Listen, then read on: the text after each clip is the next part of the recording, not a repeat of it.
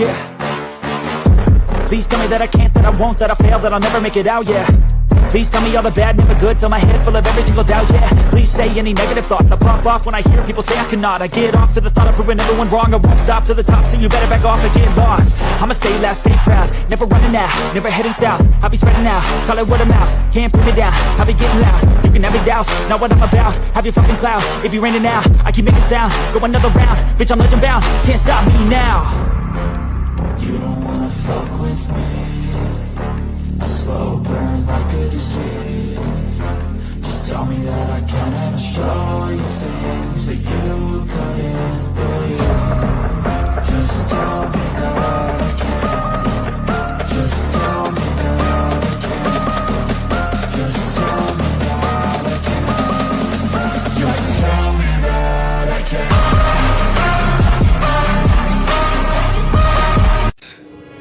It's showtime. Welcome to Friday Night Lights. I'm your host, Mikey, and as always, ride with me, my boy Tommy. What's going on, brother? What's up, Mr. Mikey? Happy Friday to you. Happy technical difficulty Friday. So, do you want to tell the audience why we're late, Mikey? Yes, I got a new mic for Christmas. Plugged it in, and nothing. Did not work. We tried for about 15, 20 minutes to try to get this thing and tried everything. So I switched back, and here we are. Here we are. So, here we it are. is what it is. He'll get it going, guys. And but yeah, that's why we were about 10 minutes late, man. Sorry about that, guys. So, Mikey, other than that, how was your week? My week was good. I was on vacation all week. Okay. Leading into my last week of work, I was on vacation. After the first of the year, I'll be going through a new change, as you know, in my career. So it'll be interesting to see what comes down the pike going forward. But other than that, I'm doing well. How are you doing, brother? Yeah, going through the motions, man. New Year's, man. This year went so quick. So New Year's is coming up, man, and it's been a fast year, very fast year. Yeah, you're right. Accountability. The accountability is on me, Triggs. I have to accept the accountability. Tommy was ready. Mikey was not. It happens. It happens. Yep. It's one of those things. There was some news that's come out this week, Tommy. All right. We haven't talked much. First, Kyer Elam was activated. Yep.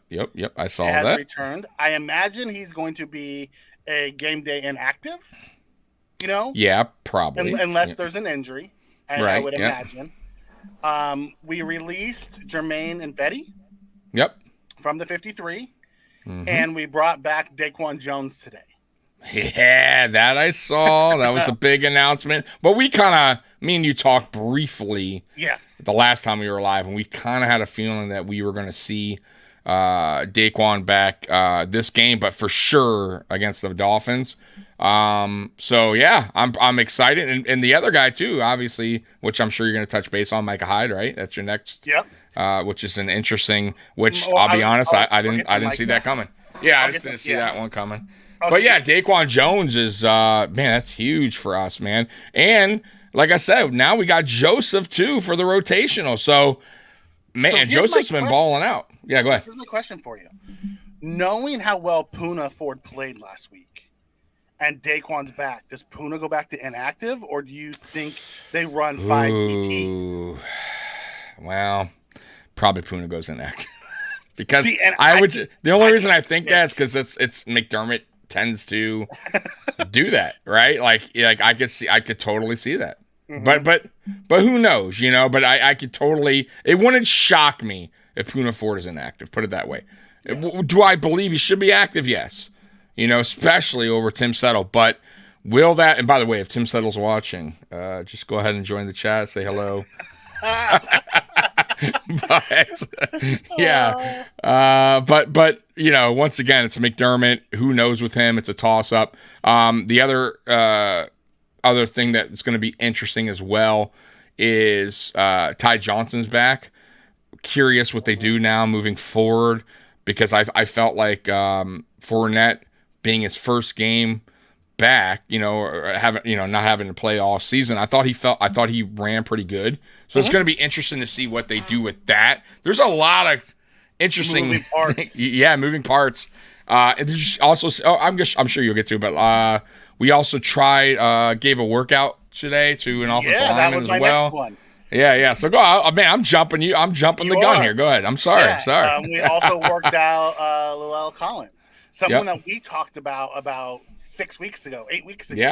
Yeah. Where we said, the Bills thinking about this. So we released Jermaine and Fetty, and we worked out Collins. See, the best part about this is if Collins signs, he can sign to practice squad and then be elevated for the playoffs. Like, he doesn't have to sign to the 53. He can sign to the practice squad and then come up, much like Leonard Fournette is and some of the other guys. Yeah. What's your thought on Collins? I think he's listen. If he passes, if the workout goes well, passes his physical, all that good stuff, he's like, I don't see what's wrong with signing him. He's a guy that he's played good throughout the years at his position, and you can never go wrong with having extra depth at the offensive line position. So it can't hurt to sign him. You get what I'm saying? Especially going into the playoffs. God forbid something happens, you at least have a reason. You have a good backup coming in, But no, I don't mind it. But we'll see. Once again, it's only a workout, means nothing right now.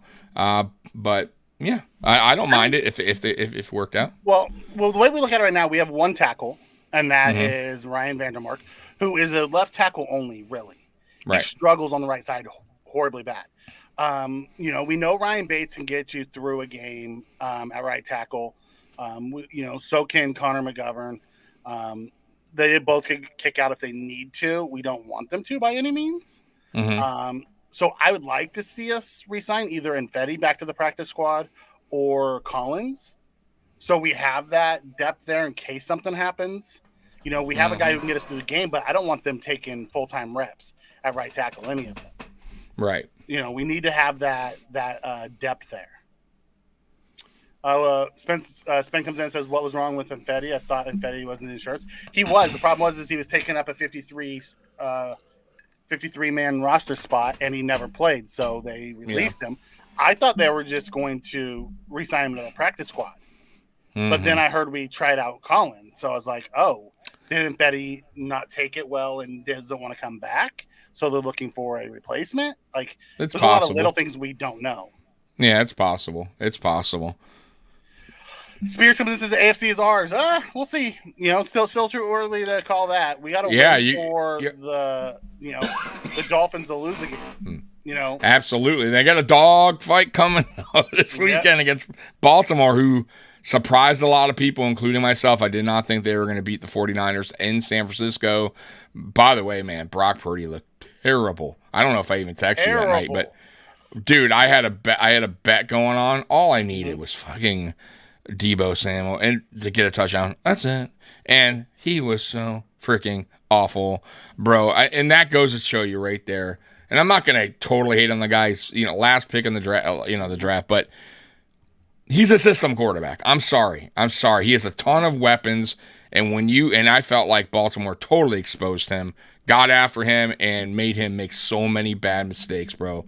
So to me, that game, if there was any talk about Purdy being in the talks of MVP, that it went right out the door there, in my opinion. So just throwing that out there. I think Lamar actually gained a notch there in that game as well. So, it was crazy. Lamar's stats are not great this year.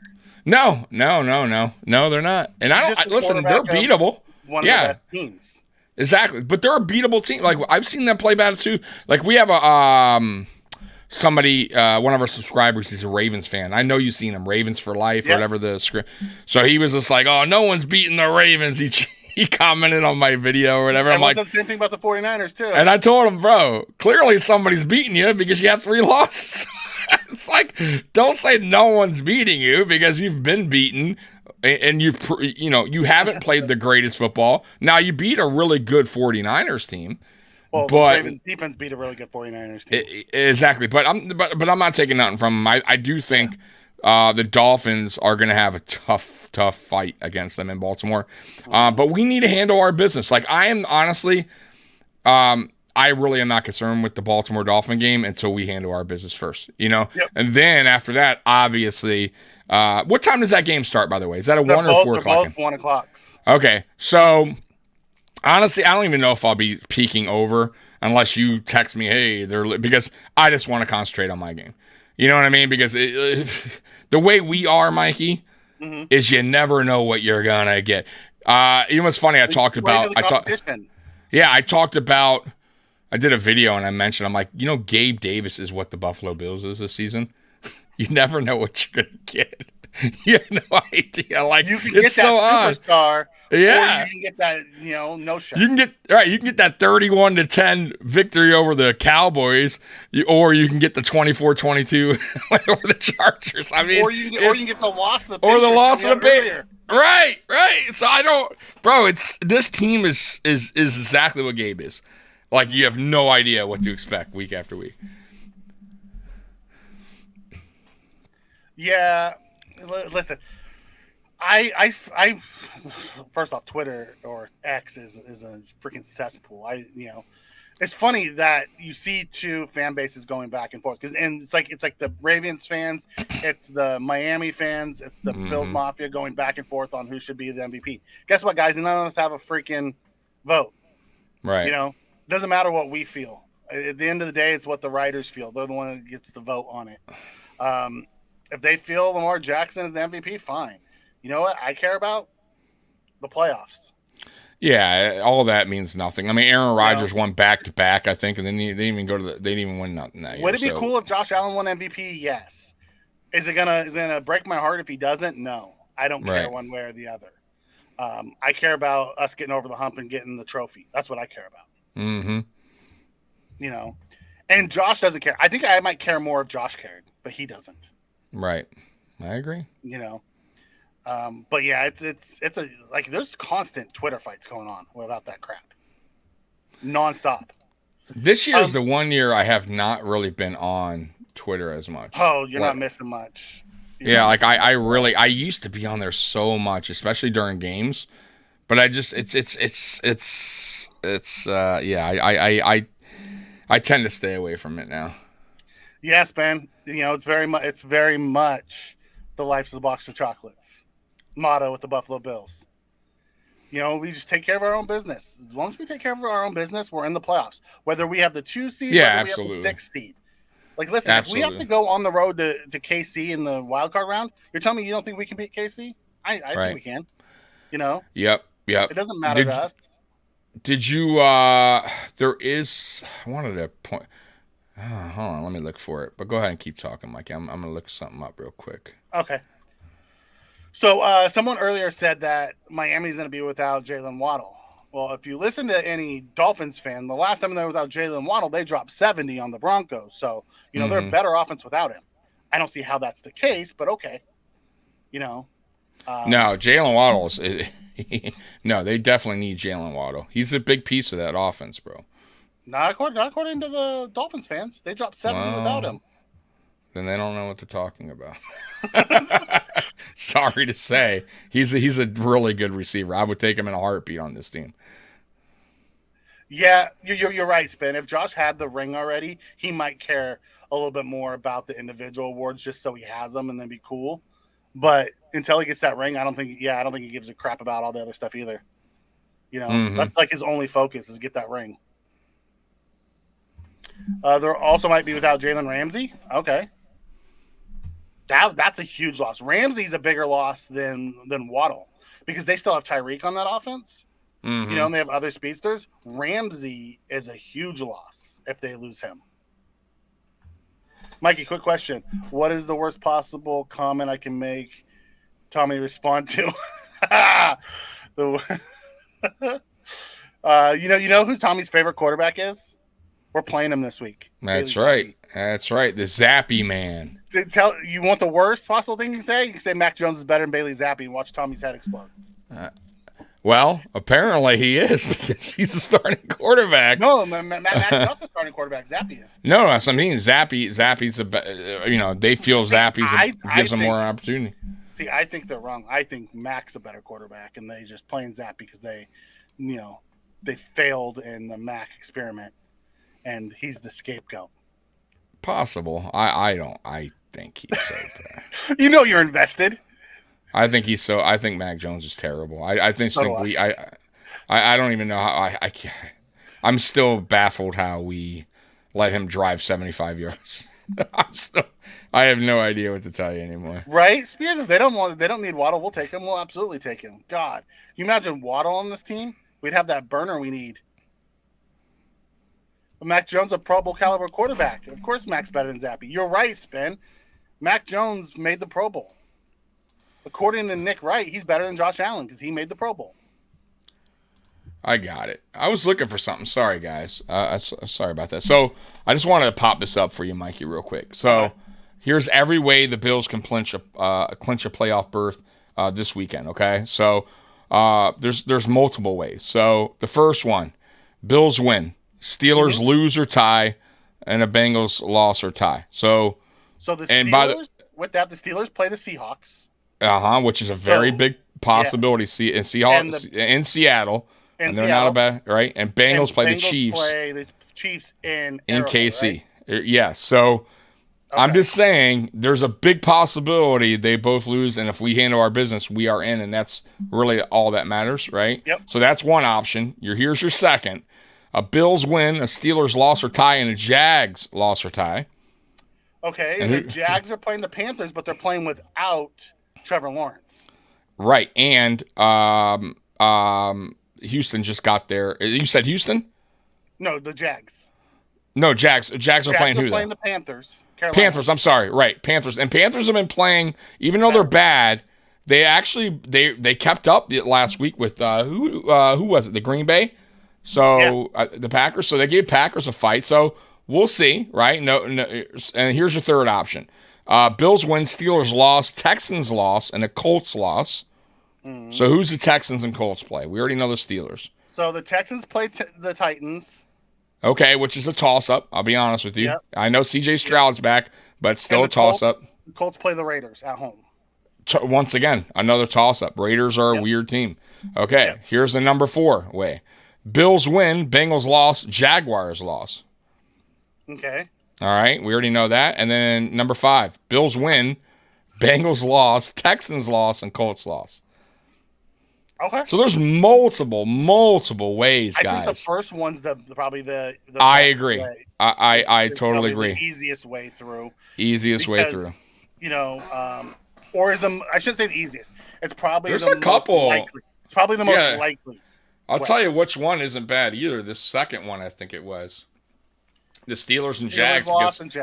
Because they're without. Jags and the Panthers. The Panthers. But they're without their quarterback, without Trevor Lawrence. Horrible. Right, and I'm just saying. Because it's only 2 teams, and then this one's not. This one here too, man. You never know. I would say 1 and 2, man. Honestly. Okay. The Steelers and Bengals loss, and then the Steelers and Jags, bro. Because I could see those teams losing for sure. But you're right, number 1. That's probably why they have it at number 1. So. Triggs thinks the Bengals are upsetting the Chiefs. Listen, if the Bengals upset the Chiefs, it comes down to Week 18. So if the Bengals upset the Chiefs and the Raiders beat the Colts, Week 18, the Raiders have a chance to win the division. Mm-hmm. Jason coming in, by the way. So real quick, Jason, he got tied up at work, man. So really, let me just quickly tell you what it's about. So, guys, we're adding a new content creators to this channel. I don't know if you guys are familiar with the guys or not, but their names are Jay and Big Cuz. They have a channel called Mafia Talk. They'll be going live on Wednesdays here on Mafia Sports Report, I believe at 10 o'clock. I'll let you guys know the date exactly when it's going, but it's going to be probably the first week after New Year's, or the second week, either the first or second week. But I'll let you guys know once we got a date set for that. But yeah, that's the announcement. He was going to be a guest tonight, just to kind of, we talk a little Bills football. You guys can see what he's all about. But you guys may already know him. But yeah, they're joining the channel. Just giving you guys another voice here on this channel. So yeah, that was our special guest. But unfortunately, work did not allow him to leave early tonight. So it happens. Got to get your money, man. I don't blame him. Yeah, I'm looking to see the injury report. They're saying Ramsey's injured. Someone asked, what was he injured with? So let me see. Ramsey. Man, they have a long laundry list of people. The Dolphins? Yeah. Yeah, they're getting nicked up for a long time. Ramsey is a knee. He didn't practice, he was a late injury one too, late week injury to his knee. Okay. Because he practiced in full the first 2 days, then he was limited today. Okay, not good. So he just popped up on the injury report. Never good when you pop up late, especially in late in the week. Although I have a feeling they're all going to be back because they have Eichenberg, who's their center, questionable. They have Holland, who's questionable. Howard, who's questionable. Austin Jackson, who's questionable. Mozart, who's questionable. And Ramsey, who's questionable. Okay. That's a lot of questionables. Mozart didn't practice the first 2 days and then didn't practice limited today. Everyone else was limited all week. Nobody ever had a full practice. So, Robert Hunt's doubtful for the game. And their offensive line, really, their offensive line is just is hurting, man. They got guys that are playing that may play, but But that's how you got to beat that. You got to play physical. And I think Baltimore, that's why I think Baltimore, the way they play, they're so physical, man. They're going to disrupt that timing that they, the timing throws that they do, especially with Waddle being out now. Now you just got Hill. Like, that's going to be tough. That is going to be a tough game for Miami to overcome. I got to be honest with you, man. I'll tell you what, the only way Miami wins that game in Baltimore is if Miami's defense gets turnovers. It's the only way I can see it. Like just totally shut Lamar down. And it's possible, you get a good game plan going against them, but I think that's the only way. If Miami's defense cannot stop Lamar, then they're going to have a real problem because I just don't think they'll match up points wise with them. I'm with you on that. Yes, Spin, we will see Daquan on Sunday. Yeah, he was activated. Yep. So sorry, my guy or my camera got a little blurry. No, you're turn good. on my hub. So yes, we will see Daquan Jones, which I love that he's back. I really do. And I love the idea of pairing him and Linzel Joseph together. Mm-hmm. But after what Poona Ford did last week, I'm gonna be a little upset if he doesn't get more playing time because he was a man possessed last week. Like he hit with spin moves and he had sack and created pressures and he's been a great addition. There's no doubt about it, man. For a guy that was on the couch for most of the season, it seems like that's what he does now. That guy, right? He did it for. Oh, okay. I'm talking about Limo. I'm talking about Limo. He was in the backfield as well. Like he did that for Philly last year when he signed with Philly late. He was a good key contributor to that defense. So, but yeah, Poona looked good. It just I still have a weird feeling that McDermott's not gonna activate him. But we'll see. We'll see how that goes. Miami, we collapse in December. Dolphins. Well, they got the big win against the Cowboys. I mean, they did. It was close, but they got the job done. That's all that counts. At the end of the day, our game was close last week too. Yeah, it doesn't matter. It's win and move on. Absolutely. Survive and advance is the motto. Absolutely. Dallas is, man, I don't know what's going on with Dallas. Speaking of a hot team, though, real quick before we move on, Cleveland.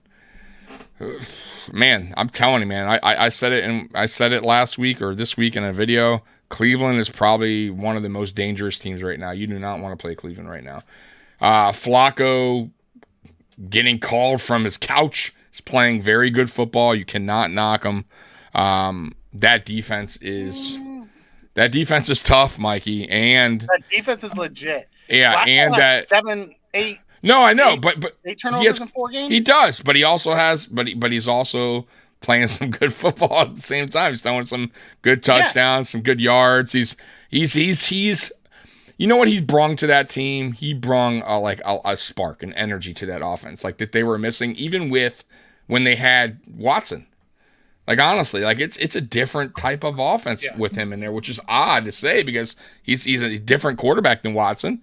The way they play, but even with their running back that went down earlier in the season, Chubb, Ford has stepped up and played very good. And then, honestly, them signing Kareem Hunt was smart, which was someone I said I would have loved to have in here.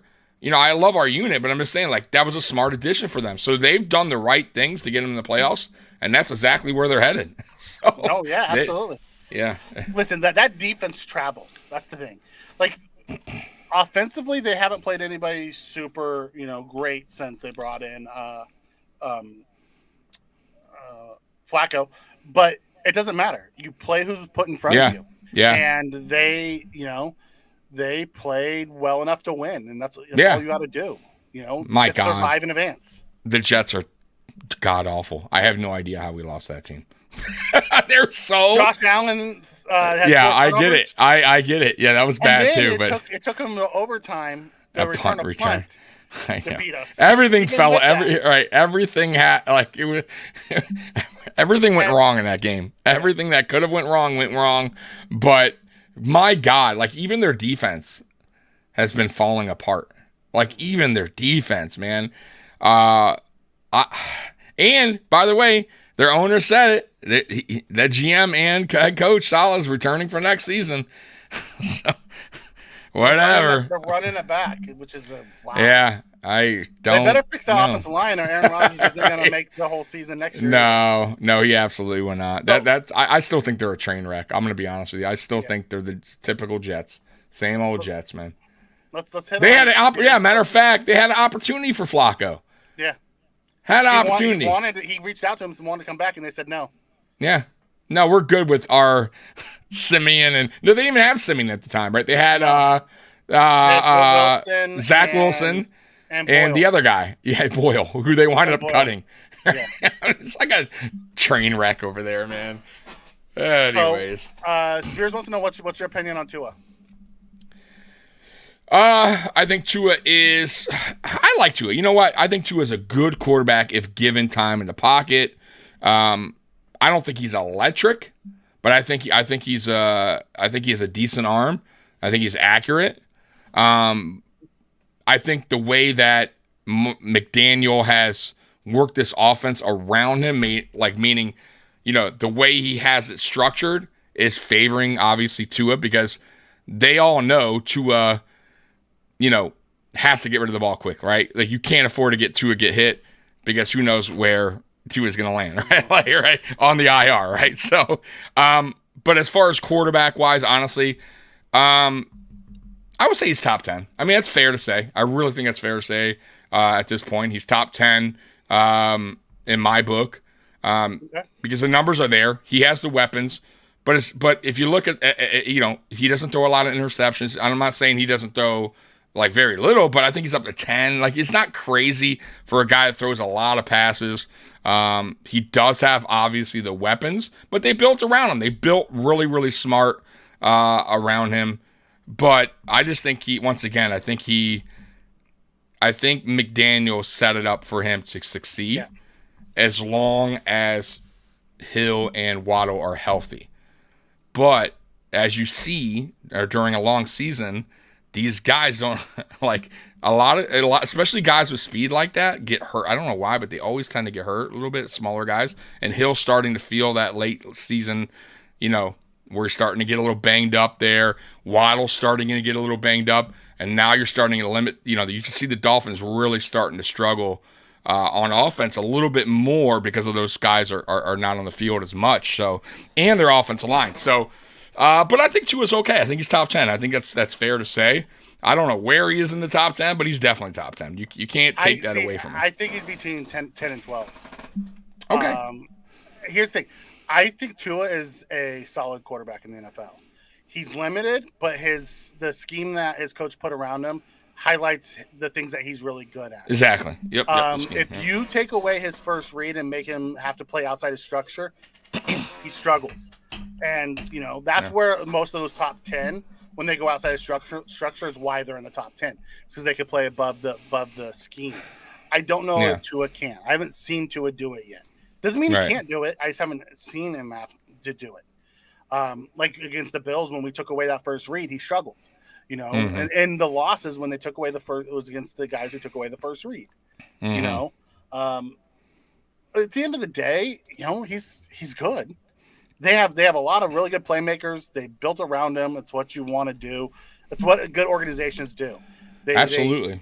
They highlight the players' best attributes and try to stay away from what they struggle with. Can't be mad at that. One hit on Jason's comment. He says there's a lot of rumors floating around that Buffalo is possibly benching Miller. If you listen to anything the coach has said, he's not going anywhere. A lot of those rumors are coming from the fans and beat reporters just answering the fans' questions. Yeah, I've heard nothing like that, and I don't think. Yeah, McDermott and Washington both have said they see flashes in Vaughn. He's not going anywhere, guys. No, and I'm gonna be honest with you guys. Nor should he. I know that you guys are upset because he hasn't, played like Devon Miller. Yeah. I get it. But at the same time, it's like, dude, he's not a robot. Like, you can't just replace the part and just throw him out there and he's going to be like he was, before. Like, it doesn't work that way. He's still getting back into the swing of things. He even admitted so. He knows it. Like, he knows he's not totally there yet. But, guys, you got to still play him because then he'll never get out there. He has to get through this rust part. He has to go through the motions. Like, if you just sit him, then it's not helping him either. Like, we need him to be out there.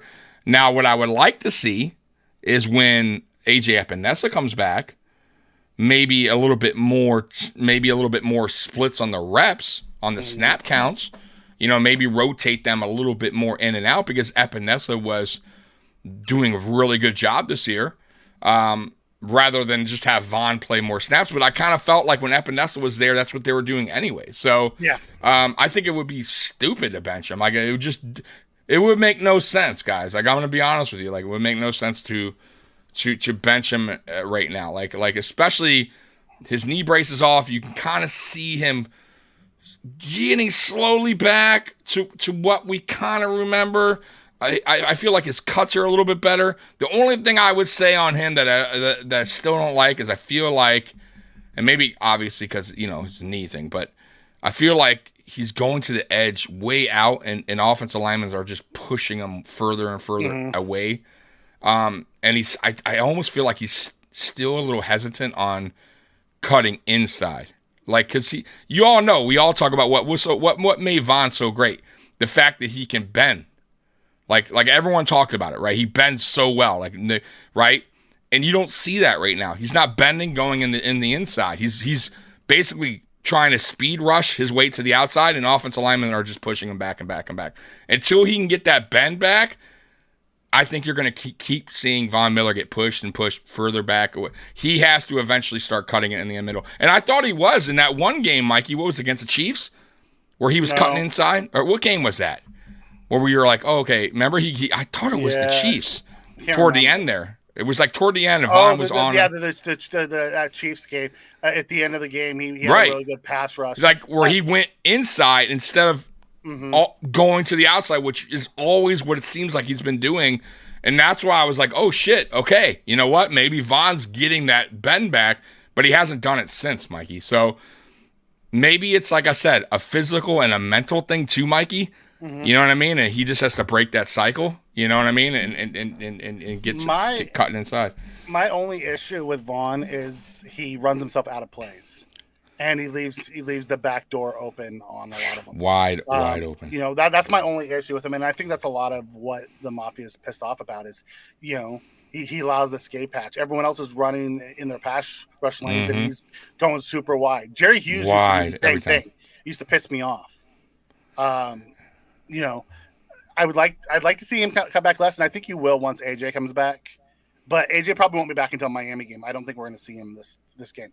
And before I get to the comments, let's just hit the injury report. Yeah. So for the Patriots, Juju is out. They don't have anybody, which honestly that's a big loss for them. You know, Juju's like their best receiver. Yeah. You know, they still have their tight ends though, so we'll see what happens. Questionable Barmore. If they don't have Barmore, that's huge. He's their best interior defensive tackle. Yep. Miles Bryant, Duggar's out with illness. I bet you he plays.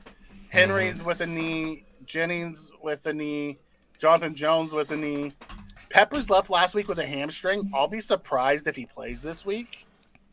You know, as he got limited practice today, but hamstrings are fickle, man. They're tough to play.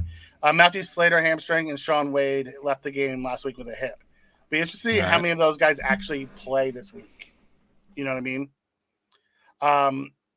For Buffalo, we have nobody that's out. We have nobody that's doubtful. We have 4 questionables. We have AJ Epinesa, who I don't expect to see this week. He's still working his way back. DeMar Hamlin, shoulder. I bet you he's going to be a game day inactive. Daquan Jones, who's going to be active. And Justin Shorter, who is still on the IR and hasn't been activated yet. So that's it. We're about as healthy as we can be right now, going into the last couple games, which is awesome. Yeah, no, most definitely. It's actually, I said it too earlier in the week, Mikey. It's like this team's finally starting to get injury free. Like guys are actually starting to come off the injury report. I think Josh Allen was recently finally put off the injury report as well. So man, it's great to see. Couldn't it come at a better time?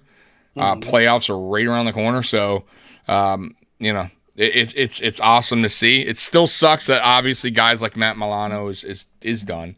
Obviously Trey White, but getting back guys like Daquan Jones, who we feared would not return or return maybe late in the playoffs, maybe is returning before week 17. It's awesome news. Micah Hyde, who honestly he's off the injury report. He's off it. So I really didn't think we'd see. I'm going to be honest with you, I was really nervous with that. It's great that he's back. Back with Poyer. You guys don't understand how important those two are for that defense when they're back there together. It really does change, I think, McDermott's way of calling defenses when one of those guys are out. It really does, especially Micah Hyde. But he's the quarterback back there. Absolutely. So getting him back is huge, man, for this team.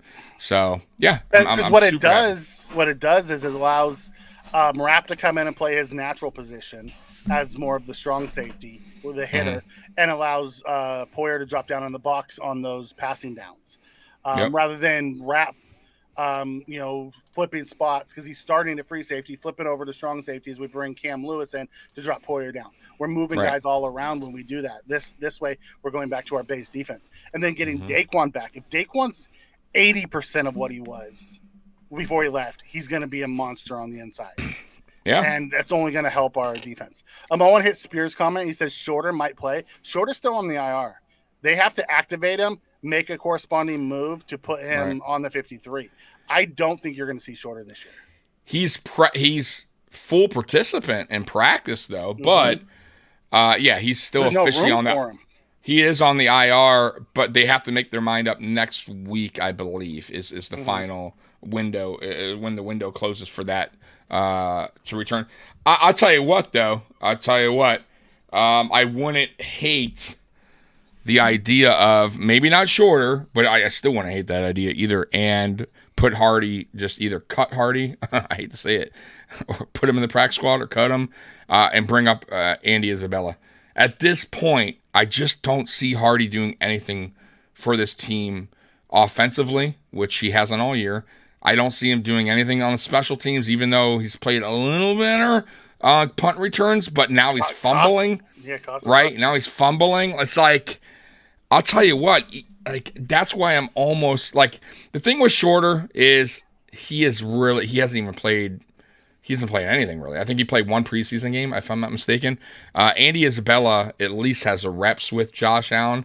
So if you bring up Isabella and you do put him in an offensive, couple snaps here and there, he at least has a little bit of history kind of this season with Josh Allen. I'm so intrigued with the Hardy thing. I so am, but I think we're going to have to wait, guys, till next year. Hardy's not going anywhere. They already tried it, and they brought up Isabella, and they didn't even use him. So, I agree. Yeah. The Hardy. You know who another guy is too? Trent Sherfield. And the only reason they're going to keep him is because he's physical. He's a physical special team guy, and and he's a blocker. Exactly. Yep. So that's the only reason why signing here next year, because we're going to lose Gabe, and he's going to be the physical blocking wide receiver. I wanted the best question is that I heard about Milano earlier. Yes, that's a no-go. He's not going to return. Hines went on full season IR. He was never going to return. And then they also, Tommy, they talked about, what is his name? The running back, Harris. They asked about Harris today, and he said there's no update on him. Yeah, I told you. Yeah, I told you guys. Listen. Look, no update. When we started this season, guys, I told y'all. I feel for the guy. I do. I really do. But there was a reason why he was signed 1 year. There was a reason why, his stats aren't better throughout his career. He doesn't stay on the field long. He doesn't. He's just he has bad luck, a string of bad luck throughout his career in the NFL, and it will continue to follow him. He'll get another gig somewhere next year for a 1 year contract again. And but I feel for the guy. He's a good guy. He would have helped this team if he was healthy. But luckily for the Bills, there was guys out there that we winded up getting or picking up. Ty Johnson, Leonard Fournette, that filled the role. So it wasn't a huge loss. It was one that was, in my mind, was expected. I actually liked Ty Johnson. The fact that I do for us, he actually turned out to be a fantastic signing. I thought he looked good in preseason. I was like, oh shit, Yeah, Beth, I understand why you were asking about Hines. The issue with Hines is he tore his ACL, so he won't actually be ready to even do anything until next training camp. Mm-hmm. So it wasn't like, okay, if we get to the playoffs, he might come back. Like, he was put on season ending IR as soon as it happened, because it was going to be a 9 to 12 month recovery. Trey Simmons says Hines was a huge loss to special teams. Huge loss. Like, I thought Hardy was going to be able to replace that, but we realized he's not. He's not the same guy that he was before the turf toe. He doesn't have that explosion that he had before his turf toe. That's what he's missing. Yeah. The explosion. Yeah. It sucks. I would rather put Shakir back there, and who's sure-handed, catch the ball and get 5 to 10 yards return and get down. I was so excited for Hardy, Mikey. I gotta say, man. I really thought we were going to see Isaiah that. McKenzie is what you thought. I mean, it's what I saw in New Orleans. I saw a guy that was used correctly. I just feel like, I don't know if we ever really. Maybe the thing was Ken Dorsey didn't really implement him the right way, and by the time Joe Brady took over, it's kind of like almost so late in the season to kind of fill a role for Hardy in this. You know what I mean? Like, maybe if Joe Brady had his hands on this early on, off season, you know what I mean? Maybe he would have dialed it up for Hardy, on a couple, had him work in certain areas of the field that he's best in. Slants, deep passes, like what he does best. But I just think it's too late, man. I do. It is what it is. Yeah, I would love a speed guy. We just don't have one. Me and you both, brother. I was hoping, because, the Saints replaced him with Shaheed. Right. Yeah. So he's good. It's not. I think it's more scheme than player. We're just not using it. That's what I'm saying. It's his scheme. Ability. Absolutely. Our scheme. And I think that started with Dorsey, though. Is what I'm saying. Like, I think. Well, yeah, Brady's running this scheme right now. Right. He's just mixing it up his way. Yeah, he's tweaking it. Yeah. tweaking it by doing motions and misdirections, the things that we were asking for early in the season, right, is what he's doing now. And just calling a better game plan in general, you know. I don't know, Spin, what happened to McKenzie. People I didn't read. Yeah, people asked him on X what happened, and he hasn't said. He kept it in house. Yeah, kept it in house. Him and another guy who's got a defense, Tony something or other. They removed their lockers out of the room, so they must have done something. Yeah. I don't know if he slept with the coach's wife. If he did, that's just a dumb move. Right. You're just asking to get cut if you do something like that. But hey, absolutely. You know, yeah. So, all right, Tommy. So, what do we got going on for this week? What's your keys to the game this week? Well, one, not to lose. Key to the game. Score more points than the other team. Right. That would be my ideal, was just to win. No, but seriously, we're at home. Let's try to get a win where we don't need to be stressing at the very end. Like this should be a win for us that is an easy win, Mikey. Let's be real. They're down to Zappy. They don't have any receivers. Their tight end is banged up. Their whole team's really banged up. Their defense is banged up. Like, we should be able to showcase some stuff out there that we haven't been doing well, and maybe work on some things. And that's what I was kind of hoping for last weekend, and it didn't turn out that way. Like, I honestly, Mikey, going into the Chargers game, I thought, this is an easy game, right? We should have no problem. We should get our receivers back on track. And I almost feel like that's what the game plan was going against the Chargers, because if you notice, they were passing a little bit heavier than they were the week before against the Cowboys. But I was good with it, but it still was. We still had a tough time. We still were struggling with pass protection at times.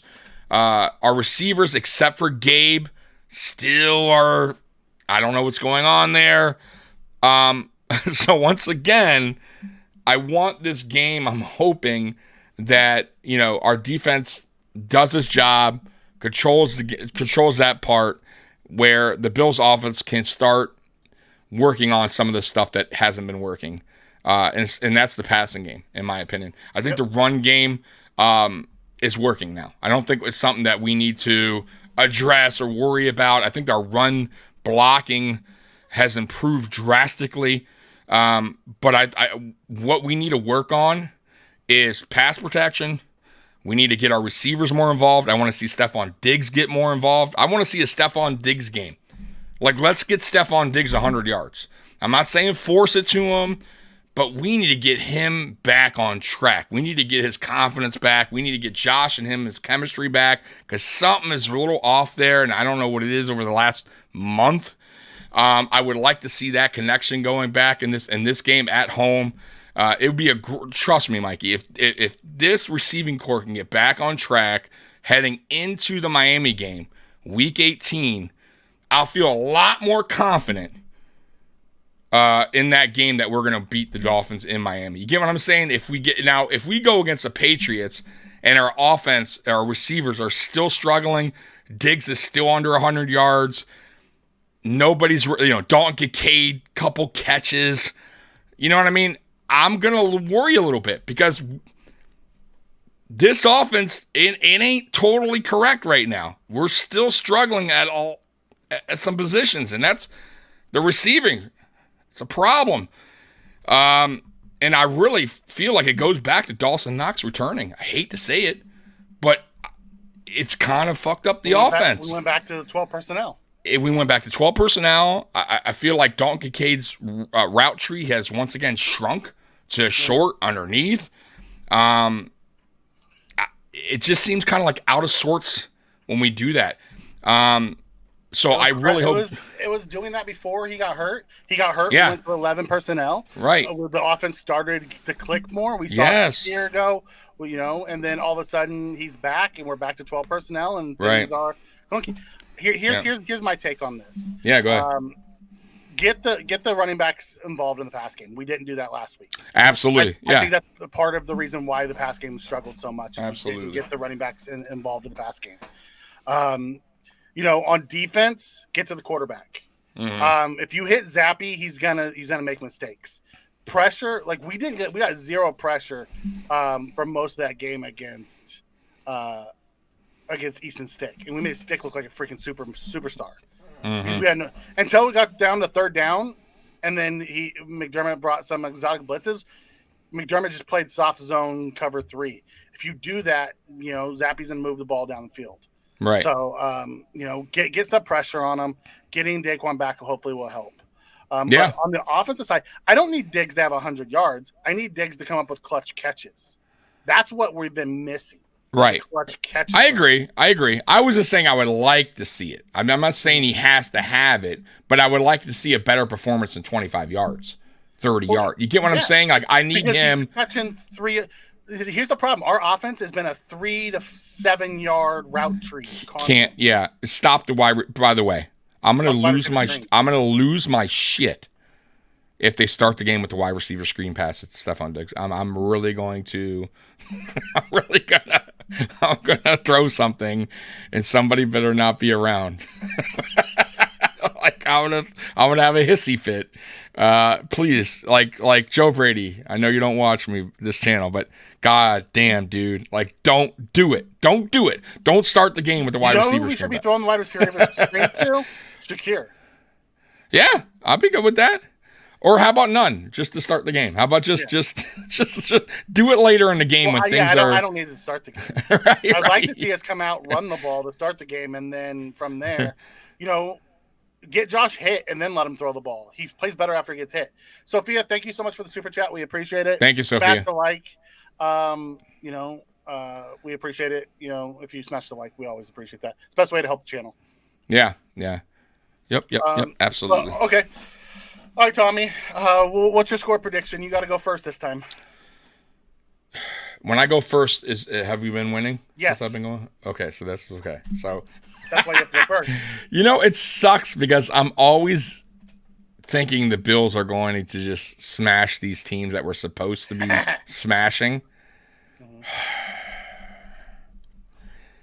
It's at home.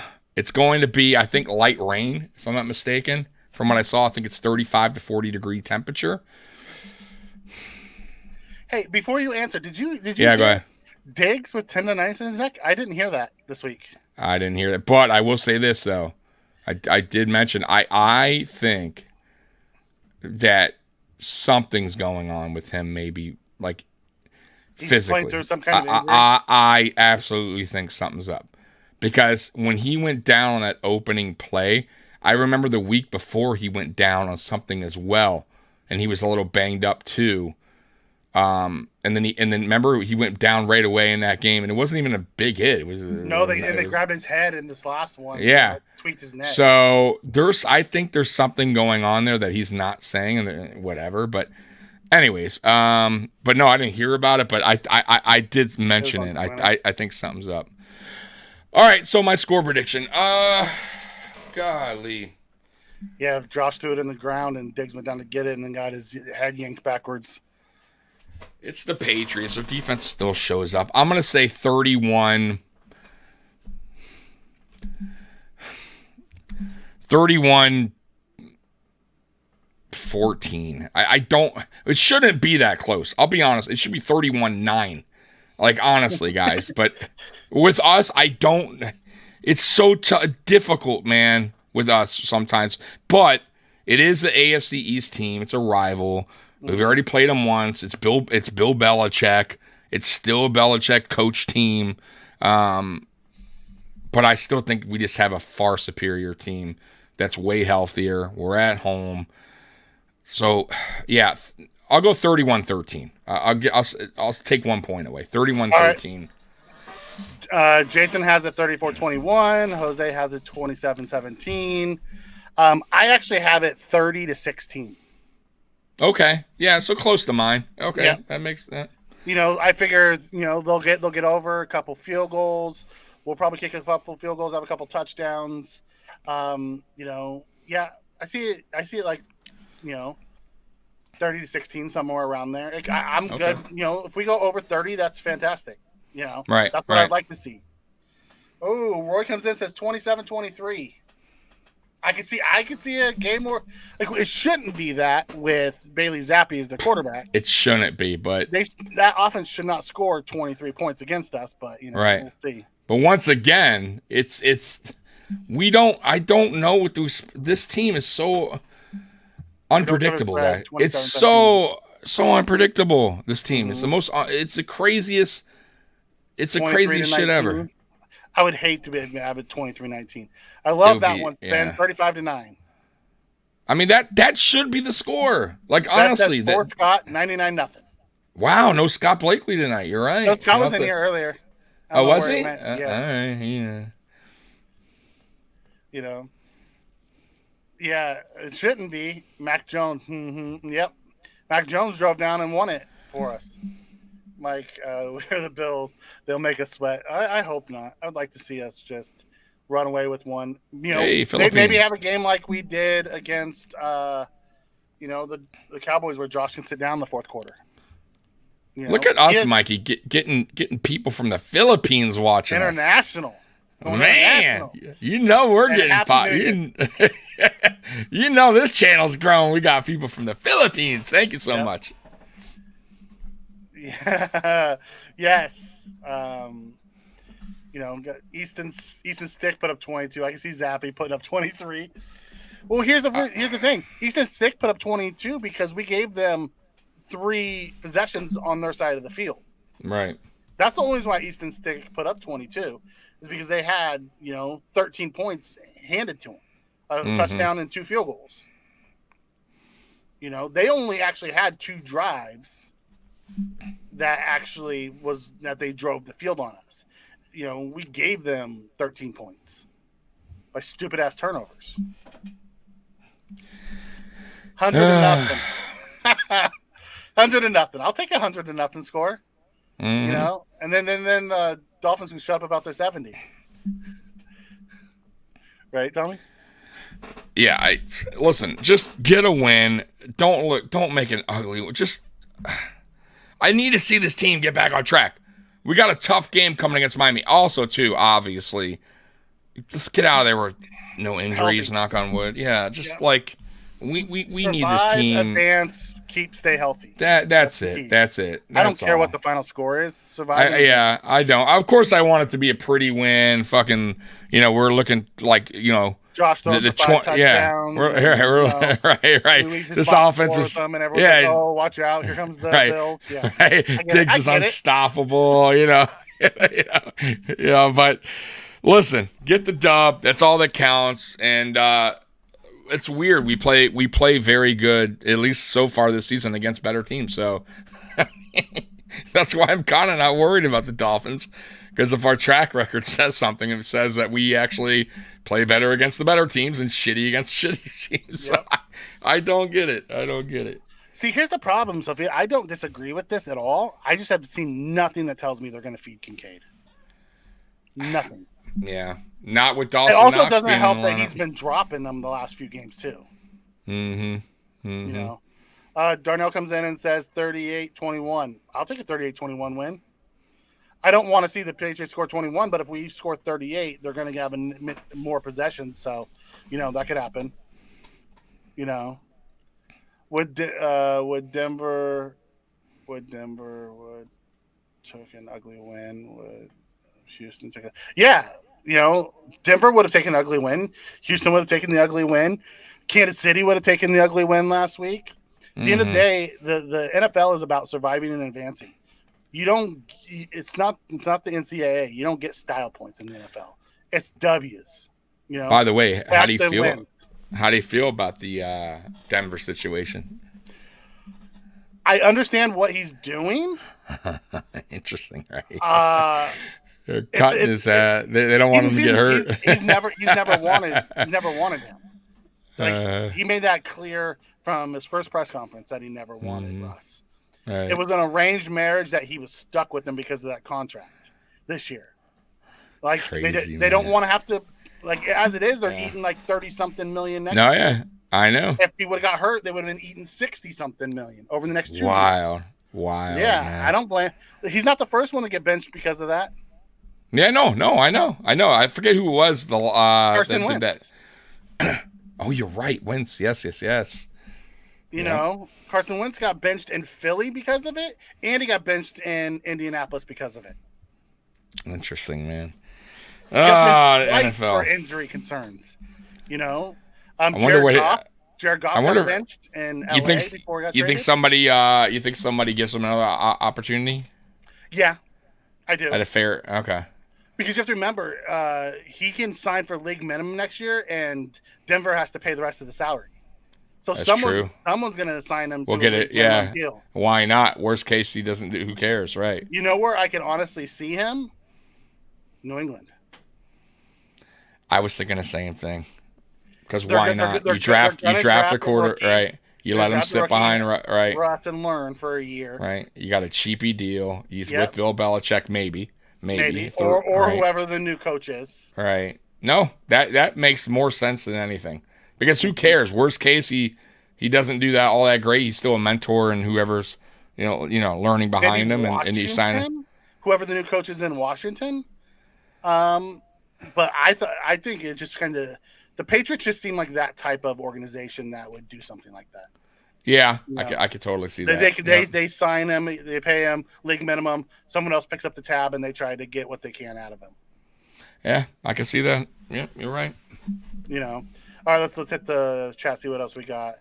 The Pats have the number 2 rush defense. I don't see Cook having a big game running. No, Roy, but I do see him if they get him involved in the pass game, he could have a big day through the air. So we want to keep him involved. Make those guys come up to have to tackle him, and that's when you open up lanes, is by making them come up and have to tackle the running backs out of the backfield. Because a lot of them are playing that cover 2 shell. Is the reason why we're not getting a lot of stuff down. So it leaves those underneath guys. Kick it down and let your playmakers do the work. We didn't do that last week, and we struggled. We did it the weeks before, and we looked better. Get our running backs involved. Absolutely. Looking for double slants and 12 personnel. I'd like to see a freaking slant, period. We don't do them. We don't run slants. We run stops and outs and whips and digs. We don't run crossers or slants or any of that shit. Nope. And you really, honestly, like I told you guys, Hardy does it well. We just don't. So does Shakir. We just don't. So does Shakir, right? Shakir caught that one slant, and he had the catch and run, and Josh actually went behind him. Josh puts that out in front of him, he might still be running. Right. Yep. Hard to know what the game will be like. I hope Josh has a balanced game. Yeah, just control it. Get your playmakers involved. Keep the turnovers to a minimum. Like, listen, you're going to get plays like the Gabe Davis touchdown, but what comes with that is Josh trying to do the same thing to Stephon and gets picked. It comes with the territory. If Josh has one pick a game, I'm okay with that. It's just the time of game that he throws it is when it matters. Right. You're right. Sometimes they come at it seems the worst time. And even James Cook, the fumble. Yeah. Like in that Chargers game, I'm telling you guys. The on paper, on paper. I mean, if you didn't watch it, like on paper, we should have lost that game. We lost a turnover battle. We lost time of possession. Things weren't looking like too good. I will say this: we got to credit the defense for holding them to 3 points on a lot of those turnovers that we caught, like that we did. So. But my God, like we the worst time, you know what I mean? They just go down, score, James Cook fumble on the opening drive. Like, I mean, my God, Mikey, you get a stop on defense, and then Hardy fumbles on a punt. Like, you cannot; those things cannot happen, especially when we go head into the playoffs. Like, I really hope James Cook this week, Mikey. I really hope that they were using those, I think they had those like boxing glove stick things, and we're just kind of punching the ball. All week long, because dude, there was no excuse to drop that ball in a beautiful day in LA. No reason. The ball wasn't slick. Not like you would expect that against the Cowboys. So I have no idea what was going on with James Cook. If he was just getting a little bit too loose with the ball, but dude, hold that fucking thing, man. And then same with Hardy. Listen, fair catch it, bro. If you don't, I mean, at this point, God gave you a second hand. Yeah, cover it. It's just so bad. it's just in the opportunity because all year long we've had that. The Davis fumble on the sidelines led to points. Like it's not just Josh that's caused us to lose. Cook had that fumble early in the season too, right? On a pass, right? It was like it was a screen pass, something like that. He fumbled right in the beginning of a game. What was that? The Denver game, right? That was the Bronco game. Guys, man, I cannot throws the out pass to him. He breaks 2 tackles and then fumbles. Yep. Gabe Davis did that.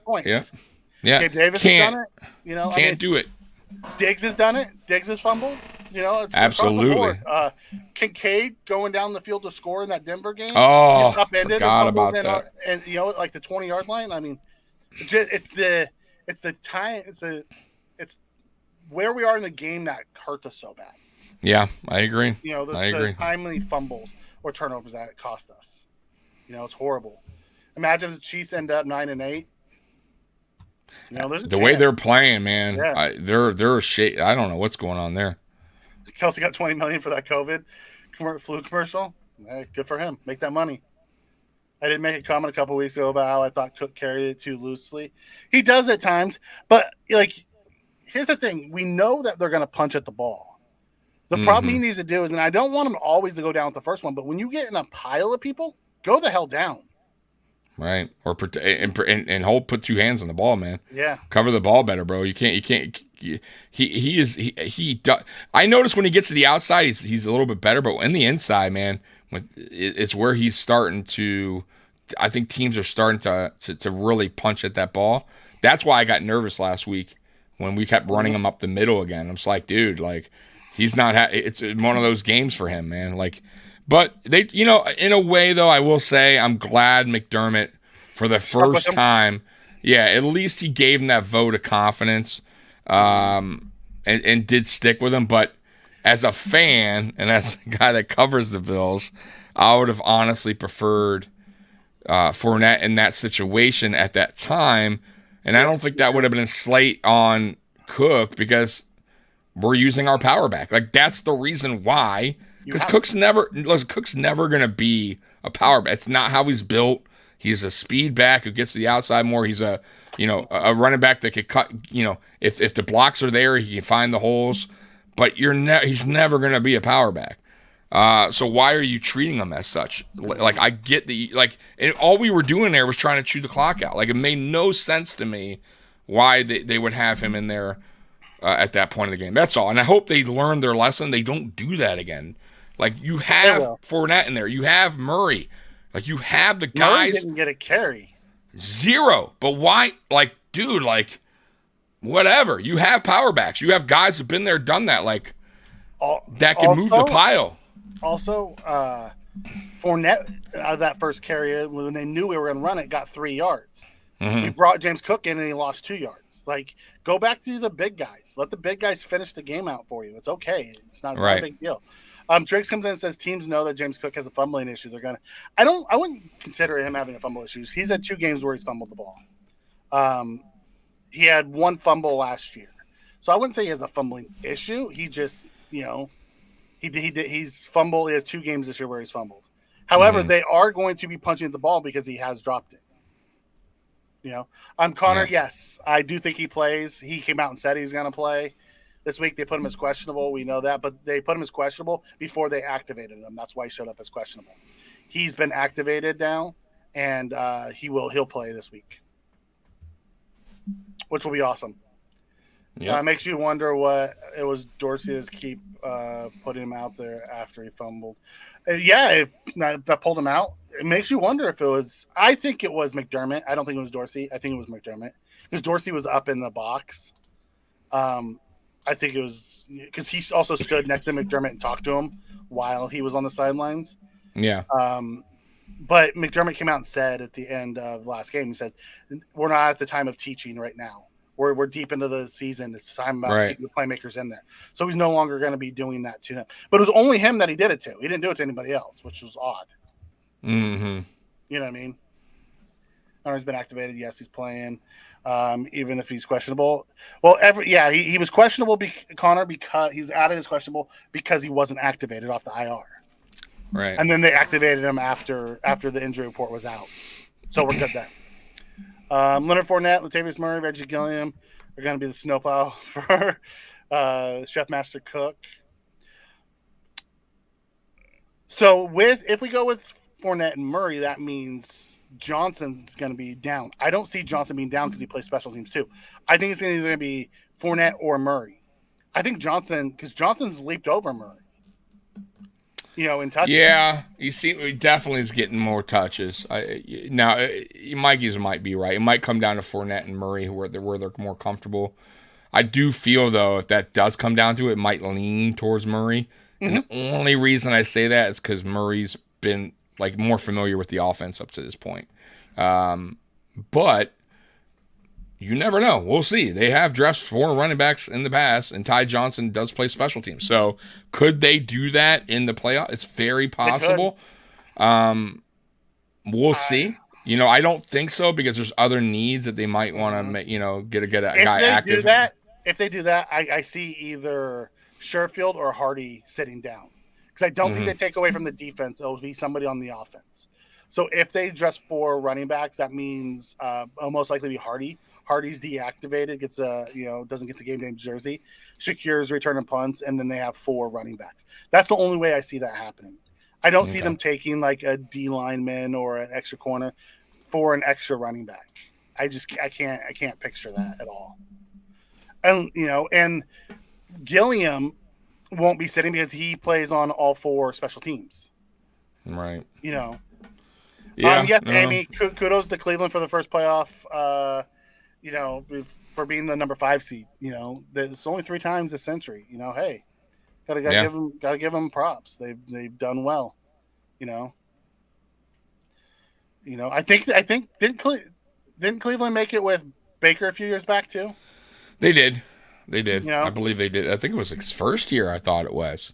I could be wrong. Could have been his second year. First or second year. Yeah. Okay. Made it back and they beat Pittsburgh right in the first round. And Big Ben's last games. Mm-hmm. Yeah. Yep. But yeah, they're playing on a way another level than that team. I think they're right now too. Not only that, I think they're just man, their confidence is at a all-time high, man. All-time high. Trick says get ready to put Gavis back on the milk carton because he had his 100-yard game for the month. Gavis back-to-back 100-yard receiving games. That'd be great, but I'd like to see it be more than just one receiver. I'd like to get more guys involved. Maybe Diggs doesn't have 100 yards, or maybe Gavis doesn't have 100 yards. Maybe he has 80 yards, and Diggs has 75 yards, and Shakir has 50 yards, and Kincaid has 60 yards, and spread it out more like that than just one guy getting it all, which is what we've been doing all year. Wasn't Cleveland in the playoffs? Yes, Cleveland was in the playoffs a couple years ago.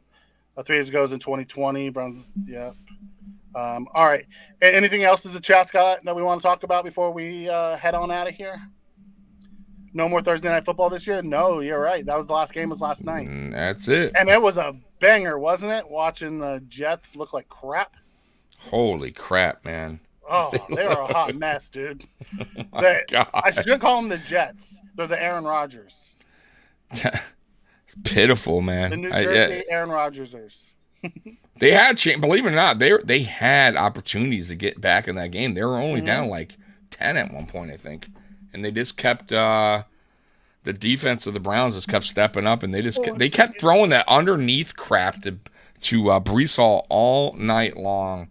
They would not go to the receivers. They did not go to what's his name, Wilson at all. Really, I think he had 50 yards. Like you got to give your receivers. I had 3 guys. I get it, but still, I mean, what do you got to lose? You're a terrible have tight team. ends. Throw it to your freaking tight ends, man. Yeah, throw it whatever. Yeah, I mean, you're that bad of a team. Go, but I get it. You got Simeon. I mean, a guy that's basically playing scare back there. You got a crazy rush in Cleveland and Garrett and them boys. So I get it.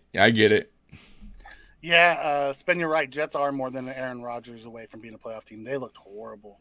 Mm-hmm. And then that defense just crumbled down the stretch like they did last year. Absolutely. I mean, they looked same thing last year. They looked awful over the past month. Mm-hmm. Like they just gave up. It's hard. It's hard when you have an offense that does nothing. No, I get it, but my God, it's like they just totally gave up on that on that team. Like, you know what I mean? Like, geez, but they do it every year. Like that defense starts out so hot, and then they just crumble down the stretch every single year. Garrett Wilson should request a trade out of there. Yeah, he won't though. You know, only if Miami played like crap. Well, we'll see what Miami does this week. Like, Miami didn't play great against the Cowboys.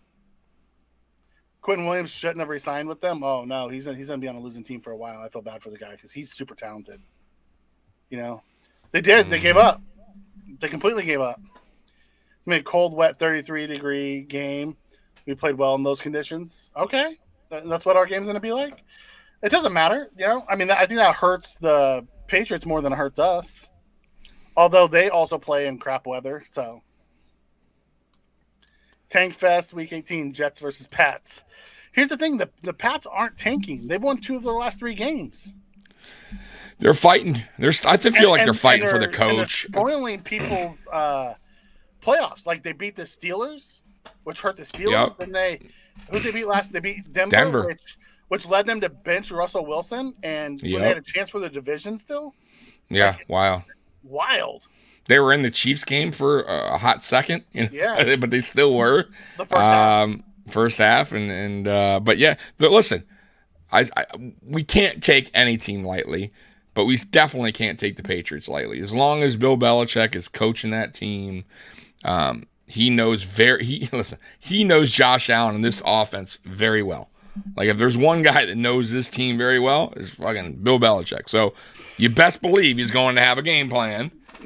For this team, and you better just hope that Joe Brady has an answer for Bill Belichick, and just because it may not come out, the game may not come out right away how we expect it to. Right? Things may not work, how we expected. So Joe Brady needs to have an answer for that. It may be rough to start, and then we need them to play the chess game. And outmaneuver Belichick is what we need. That's it. Yeah, that's all. And Spears, I think we're all with you, brother, after this Sunday. Although I may rewatch the game depending on how it looks. So I might not be done watching them for the year until after I get done with the rewatch. But, yeah, and then on to 2024 after this game. Well played on the word play there. Spin, Belichick chasing the record. He is. 2 records, the all-time losing record and the all-time wins record. He's close to both, I believe. He's coached long enough that he's close to both. Yeah, I think he is close to both, yep. Well, the Ravens defense is not the Broncos defense. You're going to realize quickly Waddle not playing. It's actually a big loss, yeah. It's their fans. What do you expect? Mm-hmm. I would say about 90% of Dolphins fans are just unbearable. There's about 10% of them that are actually okay to talk with. Yeah, they're tough. That is a fan base that is like a little over the top. There'd be nothing I would like better to watch them melt down and us take the division from them, because they would melt. They are in their feelings right now. They feel like all the narrative's dead because they beat the Cowboys by 2 points. And they're gonna walk in and mop up the Ravens. I'm gonna tell you, mop up the Ravens. Hey, I'll tip my cap. He got you at that point. They win they won the AFC East. You know what I mean? If they beat the Ravens, but I don't think they will, in my opinion. And I think Week 18, as long as we handle business this Sunday, is going to be a fucking epic game. I'm talking, man, dude, high energy. I'm sure that game will be flexed, especially if it comes down to the division. You can almost guarantee that's a Sunday night game or Saturday night game. That's a primetime game. I almost could promise you that. And my God, the energy, everything, that game will be fun, bro. It will be electric. I'm telling you. Just, man, that whole week leading up to that game will be electric. Just everything from our podcast to other people's podcasts to national media to our local media. Man, they will be hyping that game up. Let it come down. They wrote us off for dead. Let it come down to that one game, dude. I mean, my God, Miami's gonna freak the hell out. The fans. Oh my! Right. If we go in Miami if they don't win this game, right. Trust me, they're gonna be shaking their boots. Final scores. We talked about this a little bit earlier. I have it 30-16. The keys of the game are getting the backs involved, limiting the turnovers, and on defense is to get pressure to Zappy. Don't let him stand back there like we let Easton Stick stand back there. Those are the keys of the game. Absolutely. What was their score? 31-13. I did say 14, but I changed it to 13. 31-13. Only because I'm going to go with the weather kind of thing again with the whole, because it is going to be, I think, light rain, a little cold out or whatever, so the ball might be a little slick. Who knows? So 31-13. I'm rooting for Saturday game. That'd be cool to have a Saturday game, Saturday night game. I'd be good with that. Although something tells me that it would be the Sunday night game. That'd be the last game of the season, regular season, that game. Oh, yeah. And I'm going to tell you right now, too, whoever gets that game, CBS, if it is Sunday night, NBC. They beat NBC, yeah. NBC. Bro, the ratings will be through the roof. Like, I'm telling you right now. Because not only is it for the East, but it's also going to be for the 2 seed. That's what I'm saying. Right? That's what I mean. There's so much to that game, so much meaning to that game. Like, I think when that game's over with, and they talk about the numbers that it did, it will be probably one of the most watched of the season, in my opinion. If that comes down to it. Now, if the Dolphins win versus Baltimore, then that's, it doesn't matter. As long as we take care of business, there's a chance that we both have been locked in. We'll be locked in the 6th. That's what I mean. Yeah. But I mean, that game won't be flexed. Because here's the thing: if that happens and we're locked into the 6th seed and they're locked into the 2 seed, I don't see either of the teams playing very many of their starters next. Absolutely, no, absolutely, and nor you should, you shouldn't. You should. They're both going to rest. They might play quarter, a half. And then they're going to rest the rest of the game because there's, you can't advance anywhere. And you're taking a chance to get guys hurt, and you might as well give them time off to make sure that we're ready to go for the following week. Mm-hmm. Which, if we're in the 6th seed, I believe we're going to be headed to Kansas City. Yeah. Scoreboard watching during the Bills game. I don't know if I'll watch too much of it. I might just watch the Bills game, depending on what's going on in the Bills game, as if I'll be scoreboard watching. I'll probably look at halftime. Obviously when but during the game, I used to like their coach. Their coaches have gotten very pompous this year. Oh, dude, I can't stand him. Talking about McDaniel. I used to like him, but man, he's gotten so pompous this year. Dude, he just something about him, man. I don't like him. He's arrogant like a motherfucker, man. Like, I don't mind a little cockiness, but my God, dude, you haven't done anything. Like, you have done nothing. Like, let's be real. Like, I get you've turned the team around and on your legends. Who gives a fuck your records to Dan Marino? Really? Yeah, that's Dan Marino's records. We're gonna break them all. Really? What have you done? Right. You can't say he turned the team around because the coach before that had him on the verge of the playoffs too. Absolutely. Yeah. So I'm not a fan. I know why you would want it on Saturday. I would like the mini bye before the wild card round too. I just have a feeling if it does come down to that game for the East and the 2 seed, it's going to be a Sunday night game. I just have that feeling. Yep. Scroll across the bottom of the screen. Yep, I'll be checking it there when they show it. The Dolphins are the speedboat and fake Tanisan in the NFL. Listen. If you make the Dolphins have to come back on you, that's when, make them one-dimensional. They struggle when they're one-dimensional. Mm-hmm. It's an ankle biter. So they are. It is. All right, Tommy, so what's on tap for this weekend? I know we will have our final fantasy show. Yeah. Yep. All right. So Mike, by the way, I totally messed up. So I'm in 2 leagues, both I'm in the championship. And I cannot believe I did this. I didn't pay attention, which is rare of me. And I have Cooper playing. And guess what? Forgot to take him out. So not a good start for one of my teams, put it that way. Not the best. I'm going to need all the rest of the guys to just have epic games for me to have a chance. So, yeah, I screwed up. It is what it is. But anyways, and by the way, that was so weird. Cooper just late, all of a sudden hurt. You know what I mean? Like late in the week, and I didn't pay attention. Yeah, so didn't pay attention. It is what it is. But anyways, so Mikey and Howie will be on tomorrow at 2 p.m. Fantasy Kingdom. It's the final episode of the season. Yep. So you don't want to miss that especially if you guys are in your championship game. You definitely want to tune into that, and that's at 2 p.m. And then AFC East Shakedown is at 5 p.m. So 5 p.m. moving forward, guys. And that's going to be on Sports Jedi Network. And then Week 18, real quick, AFC East Shakedown will be on my channel, and that'll be the last last show of the season as well. I'll be doing a pregame for the Bills-Patriots game at 12 o'clock. It's already scheduled. All you guys got to do is hit the notification bell. It'll tell you when I'm going live. And then me and Mikey postgame. And then we do it all over again next week, Monday night, 9:30. And we're hoping to get Jay on one of these nights to introduce you guys to Jay and his co-host, which is Big Cuz. And they will be going live on Wednesday nights at 10 p.m. and that's going to start, I believe, in a few weeks. So that's it.